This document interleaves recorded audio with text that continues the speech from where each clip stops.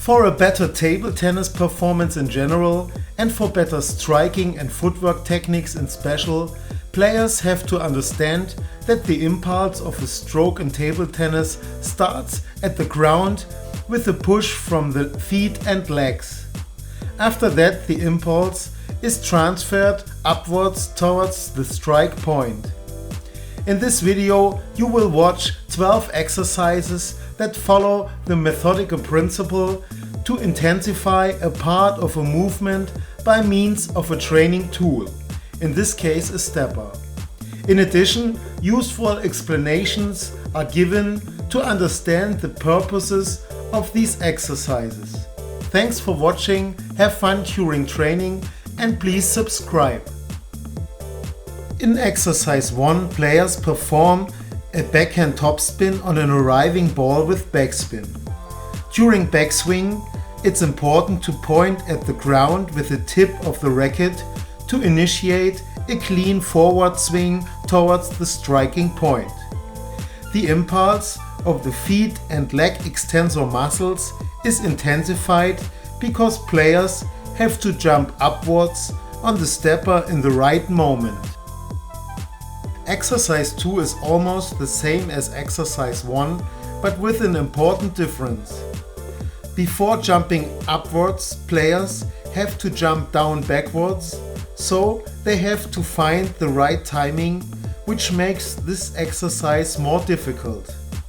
In addition, by jumping down, elastic energy is stored in the muscles and tendons that is released in the following upward movement, so that the movement gets more dynamic or explosive. It's also called plyometric. During exercise 3, players add a forward movement, in this case a lunge, before the backwards, downwards and upwards movement. This exercise helps players to improve the push intensity backwards out of the lunge position. In addition, a typical movement combination, short forehand and long backhand, is practiced.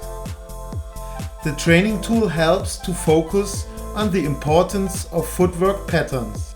In exercise 4 and 5, players perform a forehand topspin out of the backhand side and step on the board in exercise 4 and off the board in exercise 5 with the front foot.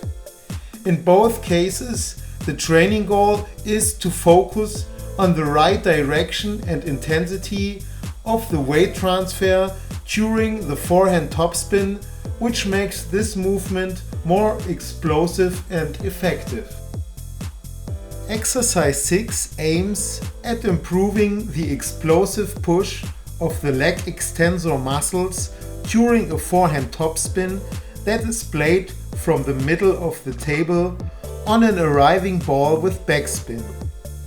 Especially the foot and leg of the backward leg must push upwards and forwards to create an impulse that is transferred over the movements of the hip, the trunk, the shoulders, the arm and the hand up to the striking point. If this kinematic chain is well coordinated, the strokes become more fluent, powerful, economic and effective. Playing these exercises the first time, players might feel a little bit uncomfortable and disturbed by the stepper.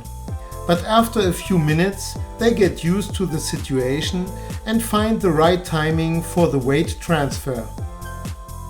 Exercise 7 is almost the same as exercise 6, but the arriving ball comes with a little bit of topspin in the middle of the table and players step down the board into the ball or table.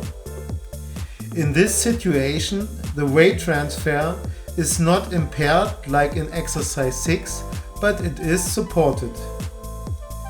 By stepping down the board, the player can fall down into the ball and feel that there is more power when the weight shift is stronger.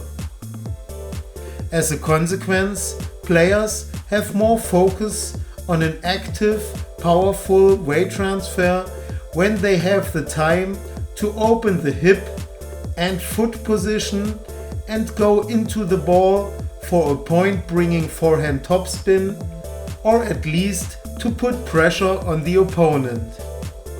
During exercise 8, the right-handed players step down the board in the forehand side with the right foot and a hip rotation movement to put pressure on the right outside foot to push for a side jump or side step to the second ball that comes in the middle of the table.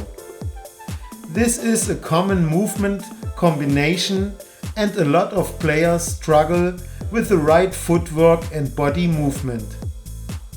In exercise 9, another footwork technique is prepared by the so-called shadow training, that is the practice without the ball, to get the right mental image of the next movement, that is the forward and backward movement with the lunge. Exercise 10 is the same as exercise 9, but now performed with the ball.